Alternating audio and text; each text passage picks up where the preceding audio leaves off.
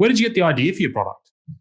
So in 2010, I came back from living in Japan, and the GFC had wiped out my business in Japan, was starting again. And I ended up in 2009 in a school in India for slum children, or in India, and I ended up spending some time in the school for slum kids.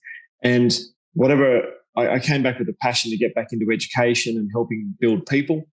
So I started an advisory business helping unemployed people find jobs, and that niched into helping them get into aged care and then upskilling aged care workers. So all about how do we attract, engage and retain people to work in aged care.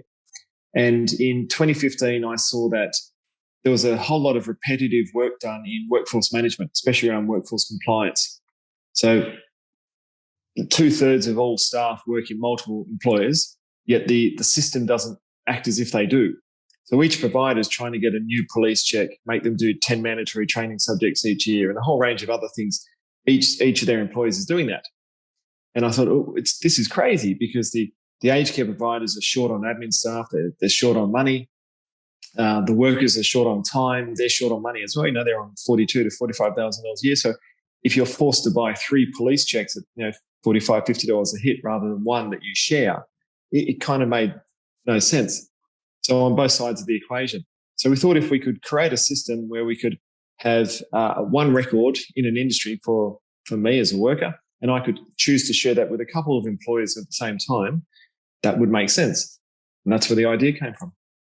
Yeah, right. Okay. So it's really kind of the credential system for the masses, right? Not just the big end of town that don't really mind that $45 hit. It's for everybody else, which is really kind of where the spotlight recently has been shown, is kind of the throngs of people behind the doctors, behind the people that kind of are talking on TV that actually make the whole system work. So very cool. Much so. Look, with an aged care worker, for example, they've got 8 to 10 mandatory training subjects each year.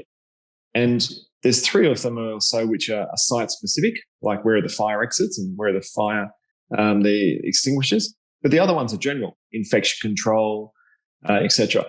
Yet each home was bringing them in to do it. So they might call in a carer on their day off, but it's not really the carer's day off. It's when they're working down the road somewhere else. So it messes up with their salary and their shifts. There's a lot of women in aged care, so it messes up with their childcare arrangements. And then from an employer's point of view, they're pulling them in to sit there and do something that they know they've already studied down the road within the last few months. So it really messes up both sides at people who, it's a very basic level. These are people who work or live week to week because of their low salaries. So how can we make life easier for them?